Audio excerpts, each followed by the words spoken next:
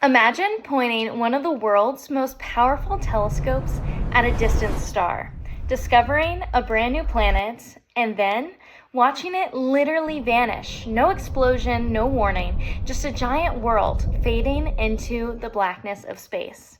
Today, we are talking about the mystery of the ghost planet and the cosmic crashes that created them. This mystery has been unfolding 25 light years away, and it's forcing us to rethink how we find new worlds. We're calling these vanishing acts ghost planets. But to understand how a massive planet can just evaporate, we first have to understand what an exoplanet actually is, and why seeing one can be one of the hardest things to do in science. So exoplanets. Simply put, they are planets that orbit a star outside of our own solar system. They're like Earth, Mars, or Jupiter, but they're orbiting a different sun deep in the galaxy. We find them by looking for dips in starlight, but seeing them directly using visible light is a whole different challenge, and you'll soon understand why. Now, let's take a brief look at the history. For centuries, astronomers have talked about ghost planets. But back then, a ghost planet was just a nice way of saying we messed up the math. There was a mistake or there was an error somewhere, we were wrong, and there wasn't actually a planet where we originally thought that there was. The most famous ghost planet was Planet X, and the man hunting it, Percival Lowell. He wasn't just guessing, he was using the absolute peak of 1900s technology at the time. He spent night after night peering through his 24-inch Clark refractor telescope. But finding a planet this way was like trying to find a very specific grain of sand on a beach while looking through a straw very, very far away. He realized he needed a better method for finding a new planet. So he turned to a different type of technology. Lowell purchased a machine called the Millionaire. It was the world's first mechanical supercomputer. Lowell used this hand-cranked beast to crunch the numbers, trying to prove that this invisible giant, which he called Planet X, was tugging on Neptune. Lowell eventually found Pluto, but that was a consolation prize. It was not the Planet X he was looking for. It turned out that Planet X didn't exist. The wobble was actually just a tiny math error in how he measured Neptune's mass. The planet he was actually looking for was a ghost planet and just created by a calculation. Now, let's jump forward in history to 2008. Scientists are using the Hubble Space Telescope, and they found the real deal, a bright, shining dot orbiting a star in the Fomalhaut system. We called it the first visible light exoplanet, and that was a huge moment in history. The reason that this was such a great discovery is because finding exoplanet is usually done with tricks, right? We look for the star to maybe blink as the planet passes in front of it, or maybe even a wobble from gravity, but we don't actually see the planet itself. It's like looking at a faint shadow. To verify that we had located a planet, we used infrared technology, which is just looking at the planet's heat signature. But visible light is completely different. It's what you see with your eyes. It's like the difference between sensing a fire's warmth with infrared in the dark or actually seeing the logs with visible light. Now, scientists running the numbers predict that our galaxy alone has at least 100 billion planets.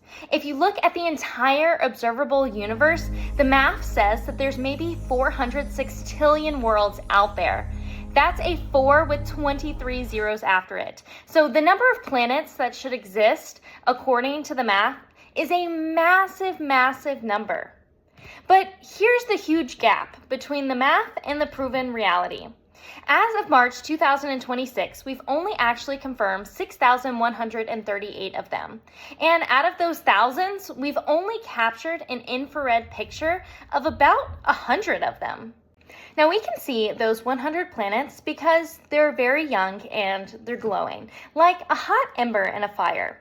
They're verified by their heat signatures using the infrared spectrum. But to find a solid planet in the visible light, which is, again, the kind of light that our eyes use, that had never really been done before.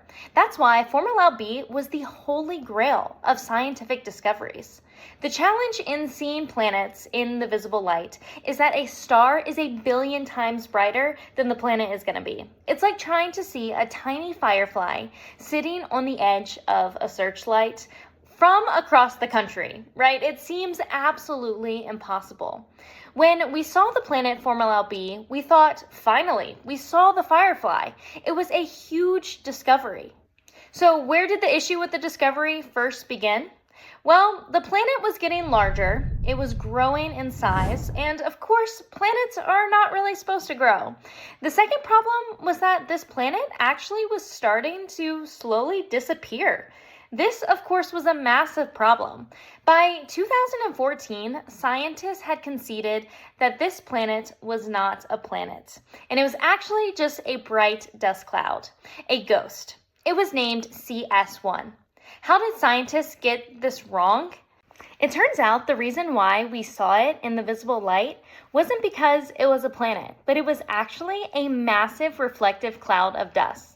But here's the interesting part. Starlight actually has physical pressure, and it's called radiation pressure. The light from the star Fomalhaut was literally hitting the dust grains like a cosmic wind, and that was pushing the entire cloud out of the system. That is why it did look like it was fading, because it was being blown away from the star. Now, here's where it gets a little bit more interesting.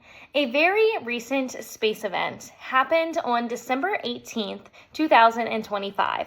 Scientists, again, using the Hubble Space Telescope, looked back at the same Fomalhaut star system, and they found another one. They named this one CS2. It is a brand new bright dot in a completely different spot. And that's when we realized the term ghost planet isn't a mistake anymore. It's actually a category. What we're seeing isn't a planet at all. They're cosmic car crashes. These are planetesimals, the rocky building blocks of planets. Two of them, each at least 18 miles wide, smashed together at thousands of miles per hour. For context, that is twice the size of the asteroid that wiped out the dinosaurs. These are world-ending impacts happening in real time.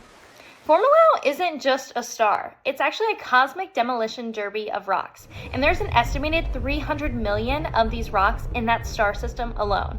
And they are crashing so often that the system is literally sparkling with these ghost planets. Now, when we say often, we are talking about once every 10 to 20 years, which in regards to space is actually an extremely short time frame. This is kind of like a time machine. Fomalhaut is only 440 million years old, which is actually considered the adolescent stage of our own solar system, which went through all of that 4 billion years ago. So we are seeing the messy, violent birth of a solar system in the same way that our Earth was likely born from the dust of similar ghost planets. So this new age of ghost planets has officially begun. It is no longer just a mistake in the calculator anymore. It is a front row seat to the most explosive show in the galaxy.